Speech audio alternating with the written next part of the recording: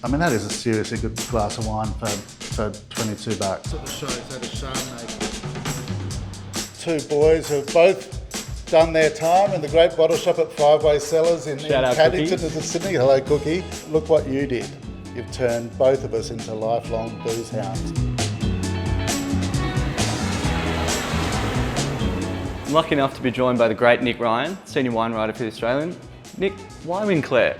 Well, I half suspect, Will, that you've been sent down by the paper to make sure I've done the work for this year's top 100 wines, but I can assure you the work has been done, the wines have been tasted, the wines have been ranked, and we have an amazing collection of 100 top Australian wines that we can look at over the next little while here in the recently rejuvenated Rising Sun Hotel in the beautiful village of Auburn in the Clare Valley. The sun is breaking out through the clouds. We might even get out into some vineyard later today. I'll show you around. But before that, we want to look at some of the top wines from this year's top 100 wines list. Enough talking. Yeah, enough talking. I think it's the longest I've sat at the front bar without a glass in my hand, so I think we need to go and have a look at some of these wines.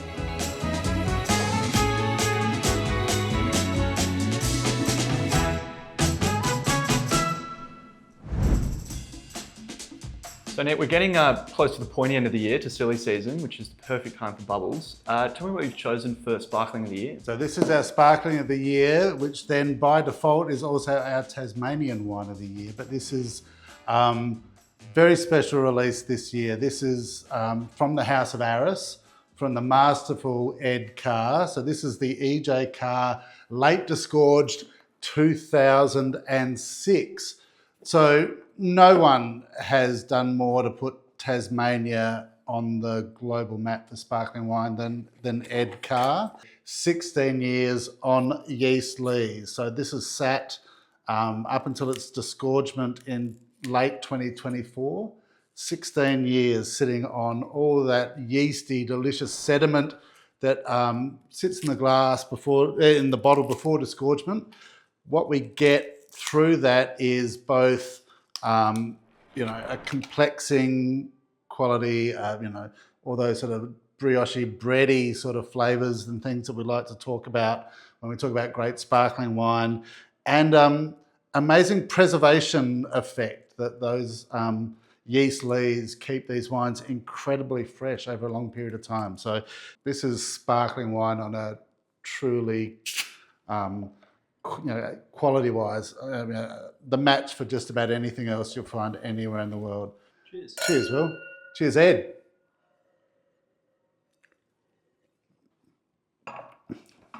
Oh, that's so good. That sort of preserved lemon, grapefruit pith, oyster shell, some sort of fine, sort of toasty character to it, but just a finesse and drive. Chardonnay dominant, Pinot Noir about a third, but just really lovely, fine, sort of chalky saline quality through the finish as well. That is seriously great sparkling wine. That's our Sparkling Wine of the Year.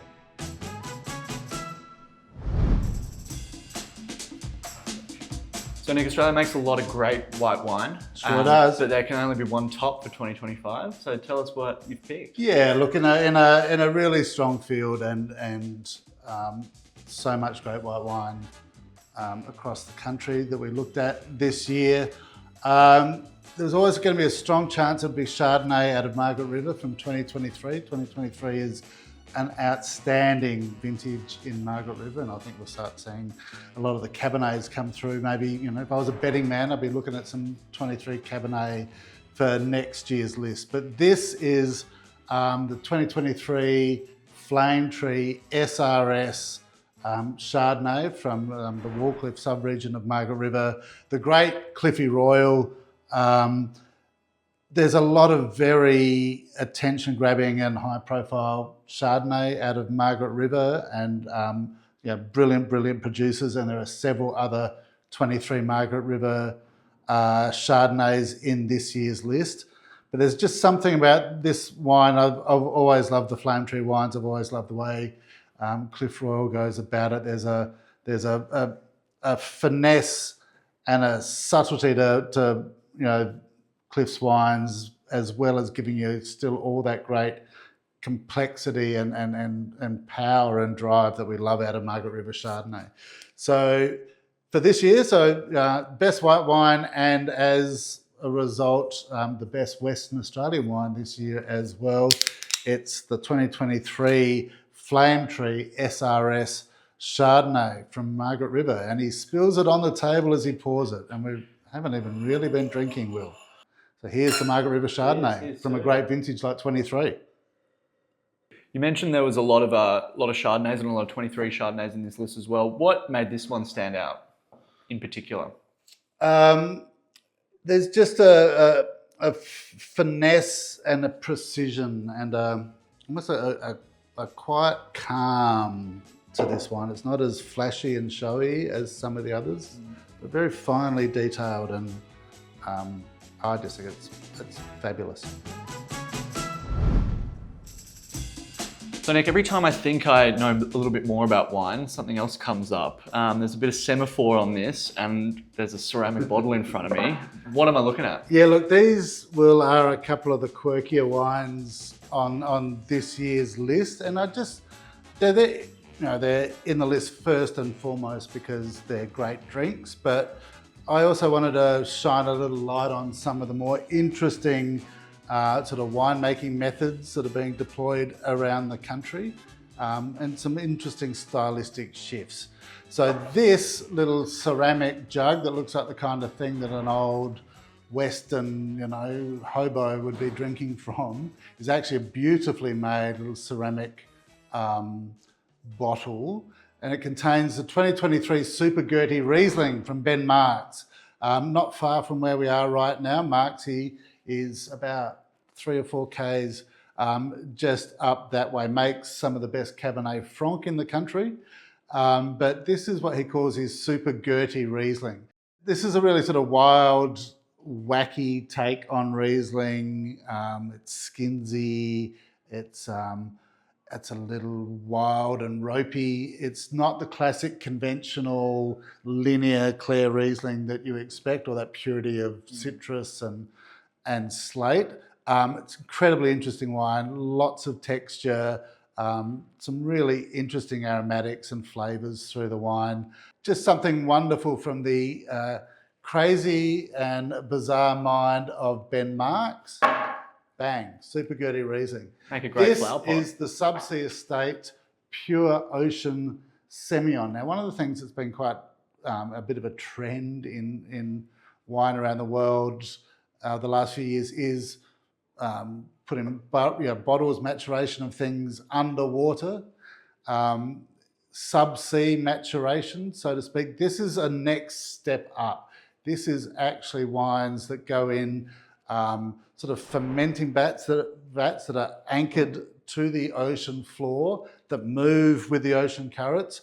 So it is the wine still on yeast lees under there. So it's an unfinished wine going down under the ocean, not bottled wine, but wine in still its fermentation vessel, and then sitting under the ocean off the coast of Margaret River on an old abalone lease off the coast of Margaret River. Really interesting stuff. Whether everyone's going to be doing this in 10 years' time, I kind of doubt it, but I love the thinking behind this, the vision behind this, and the bravery behind this, and it comes up with a pretty fantastic result. Something I'm always looking for when I'm searching for a bottle of wine for the evening is a great bargain. That can be found at the top and the bottom of the racks. What have you picked for bargains this year? Yeah, look, aren't we all, Will? And it'd be nice to drink Grand Cru Burgundy and Hill of Grace every night, but the reality is that we don't. These are the wines that cost about as much as a couple of schooners in a pub, and I think that we're getting wines of this quality at that kind of price is pretty special. The fact that they're both Cabernet based, maybe that says something about the market for Cabernet fruit, but I'm taking it on as a personal project to try and get people more excited about great Australian Cabernet. So here over there that we've already got into already when I showed you earlier, Will, is that's the Balnaves, the blend 2022. You'll pick that up for around $20. Cabernet dominant blend from Coonawarra. Some of the great vineyards of Coonawarra. The Balnaves family have been involved in viticulture in Coonawarra for a really long time. Make beautiful, beautiful wines that are just classically Coonawarra, have that finesse, detail to them. So this is a blend of predominantly Cabernet Sauvignon, about 60 odd percent. There's some Merlot in there, Cabernet Franc, little Petit Verdot, the classic Bordeaux blend. And I just think at that kind of money, for, like I said, for the less than the price of a couple of schooners or pints or wherever we are in the country, and we can't. The thing in this country, we can't stand. Got to be careful of auto schooners here. We're a national newspaper, but we can't standardise rail gauges and we can't standardise beer sizes. It's always been the great Australian failing. But for the price of a couple of beers of any size in a pub, these wines really over-deliver. That's the Balnaves blend. This is the 22 Barry and Sons Cabernet from here in the Clare Valley. Recent wine of show at the Clare Valley Show. Wow. So an amazing performance for a wine that goes, retails around $22. You can't come to the Clare Valley and not have some interaction with the Barry family. Huge influence over the Clare Valley wine scene for a long time, since Jim Barry came here as one of the earliest graduates of the Roseworthy winemaking school, established himself in Clare and established the family winery here. Through his kids, Peter, his son, who has recently retired from running the business for a long time, and now Tom and Sam Barry, who run operations today. So when we talk about Barry and Sons, it can roll down several generations, but specifically here, we talk about Peter Barry and his two boys, Tom and Sam, doing fantastic things. I love Clare Valley Cabernet. We talk a lot about Cabernet in Coonawarra. We talk a lot about Cabernet in places like Margaret River. There's a very, very great Cabernet from the Yarra Valley on the list this year. Actually, there's two. But Clare Valley Cabernet, I think, probably is a little undersung. Yeah, right. I think it's the best red variety up here.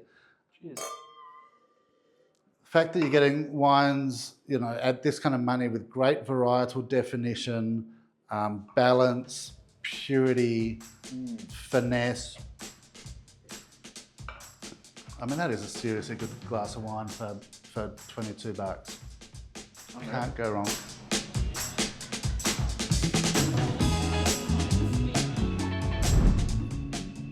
We're lucky enough to be joining you in South Australia. What's the local pick this year? Will we let you leave? Well, that's the more important thing. From a South Australia perspective, our South Australian wine of the year is unsurprisingly Grenache. I've said for a long time, and I actually, with a couple of very small exceptions around the country, great southern WA and then the southern part of Margaret River, there's some pretty good Grenache. There's some pockets in Victoria too. But on the whole, I always say Grenache is a purely South Australian thing. It's like saying dance and chants properly and serial killers. Grenache is a South Australian thing. And this year I've seen so much great Grenache, especially out of McLaren Vale, out of the Barossa too. So it's hardly surprising that the wine of the year, the South Australian wine of the year, is Grenache. It's actually the first ever release of this particular wine. It's the SC Panel Sunrise 99 Grenache from 2022. Steve Pannell has done more than most people to elevate Australian Grenache over the last decade or so, and we are at a point now with the stuff that Steve does, what Pete Fraser's been doing at Yangara, what Amelia Nolan is doing at Alkena, what Marco Cirillo's doing in the Barossa, what David Gleave and Renee Hirsch have been doing at Wollonga 100, and Giles Cook at Thistledown, and there's so many great Grenache producers at the moment. Jules Forward and Bernice Ong at Ministry of Clouds have got something pretty special that just missed the mark for missed the cutoff this year in terms of time. But I tasted it last week, and I'll be doing something on that in coming weeks because a really special Grenache coming out of Ministry of Clouds as well. But right now, Australian Grenache is having a moment, and it's because of guys like Steve who have taken these great old vine Grenache resources we have in South Australia and have elevated them beyond the afterthought that they once were. And anyone gets fragrance out of Grenache, that's kind of easy. The great Grenaches we produce now have structure to them as well. People used to sort of say, Grenache was poor man's Pinot Noir. I think sometimes it's even more useful to think about, great Australian Grenache in Nebbiolo terms, in fragrance, but tannin and structure. So I think Steve has always been a master of that, and you really see it. And this is perhaps his, the most personal release of his so far. This is from a patch of the old vines in the Little Branch vineyard that he and his wife Fiona bought. So these are in 22. These vines were 99 years old. Hence the Sunrise 99. They're on the side of the vineyard that gets the morning sun. Beautiful old vines in Blewett Springs in the Little Branch vineyard. So this is really, really special dirt, special vineyard, and wine made by someone who really understands that vineyard, cares for that vineyard, loves that vineyard, and is in tune with that vineyard.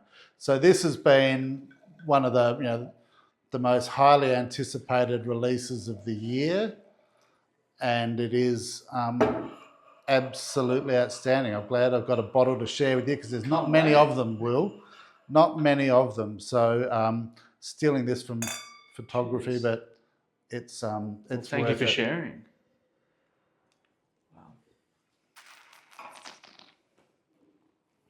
There's that beautiful Grenache fragrance, those sort of dark raspberry, dark cherry sort of characters. But that wine in the mouth is something else. That's not, to most people, they have this view of Grenache as being slightly sort of not wishy-washy, but a little more ethereal, fragrance, but not much substance. This has real substance, real structure, real texture, Really a connection bellows out. Yeah. As a proud New South Welshman myself, what have you got from the home state for me? Okay, so from New South Wales, it took me, as a South Australian, it took me a long time to understand the beauty of New South Wales wine, and I had to move to Sydney for 20 years, and it finally got drummed into me. And I have to be quiet when I'm back here to talk about how much I love, the Hunter, Canberra district, Mudgee, Orange, amazing stuff happening in Orange at the moment. But this year's top wine from New South Wales is a venerable classic, and maybe one of the best examples of it I've ever seen. And I think I've tasted every vintage of this wine ever made, and this may be, this is absolutely in the very, very top tier of vintages for the great Graveyard Vineyard from Brokenwood. This is the 2023 Brokenwood Graveyard Vineyard. For those who may not know the full story behind Graveyard, it is not a vineyard planted on a graveyard. Fertilizer is not that expensive and that hard to come by.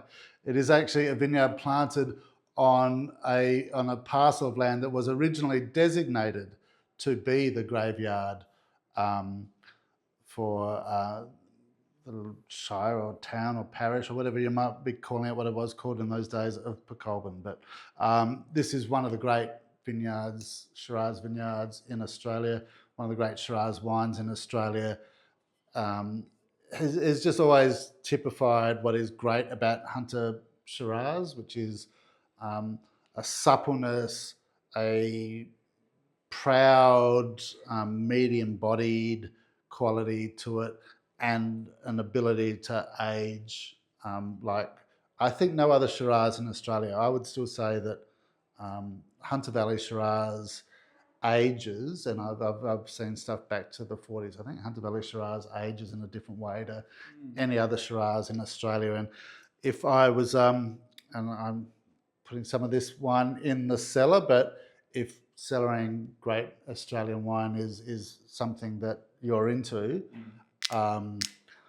put this down and your grandkids will drink it. Yeah. You might not, but your Pass it on. grandkids. I spilled again, Will. That's right. But your grandkids will drink it. So this is the 2023 Graveyard Shiraz Graveyard from Shiraz. Brokenwood. I'm dying to try it. Oh, look at that, tons.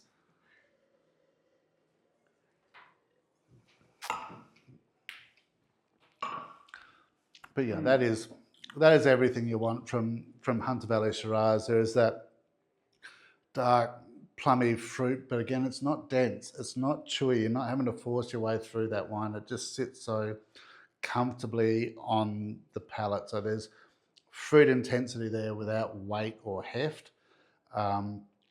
Really lovely suppleness of texture. And then those sort of really fine, silty, sandy tannins start to kick in, fan out, and really just take that wine for quite the journey through the finish. Really lingers on you. Yeah, that is seriously great. Shiraz is a coat of many colours in this country, and it makes wines as beautiful, as elegant, as supple, and as long-lived as this 23 Graveyard Vineyard from Brokenwood. So here's the Australian Shiraz, here's the Hunter Shiraz, here's the great Australian classics.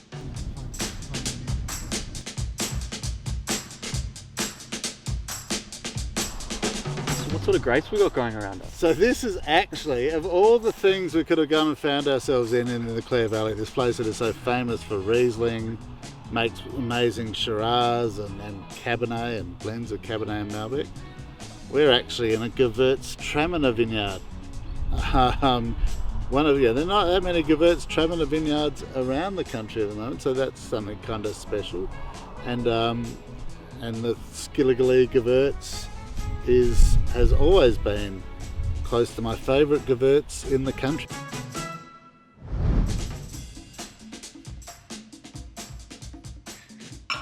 Well, there can only be one. Wine of the year. Yeah, there can only be one. And it's something I agonise over for quite a long time through this whole process. So many wines that could be that one.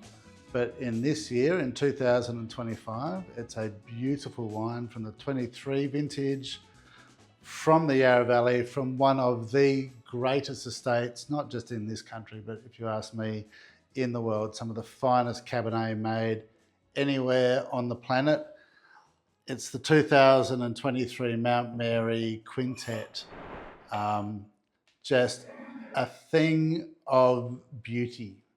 Always one of the great wines released in this country in any given year. In a year like 23, absolutely outstanding. One for the ages. Let's rip in. This is pretty special. You know the story of Mount Mary well, as most people probably watching do. So this was, a property established in 1971, the year of my birth, but the wines look a lot better than I do. But it is established by John and Marley Middleton. The whole Middleton family still run the property. Sam Middleton, their grandson, is the winemaker. Wines have always been great, but I think under Sam they are better than they ever have been. They've been elevated to somewhere really special. What I love about great Yarra Valley Cabernet, and this is the pinnacle of Yarra Valley Cabernet to me, is its fine detailing. It's these are wines that are in high definition. You can watch standard television and then you can watch super high definition stuff, and that is what's happening here. There's just so much detail, so much intricate etching in a wine like this that I just think these are really special wines, and we should celebrate in this country, you know, where we have examples of wines that are just as good as they get anywhere around the world. You know, we all venerate Bordeaux and the great wines of Bordeaux. This wine, and I've done it on many occasions, I've slipped this wine into tastings of great Bordeaux, and it always stacks up. So, you know, the comparison is pointless and almost odious, because we don't need to compare Mount Mary to Bordeaux, because Mount Mary is Mount Mary. It is great Yarra Valley Cabernet. It is great Australian red wine, and it is our 2025 Wine of the Year. So to the Middleton family at Mount Mary, cheers and thank you for your efforts.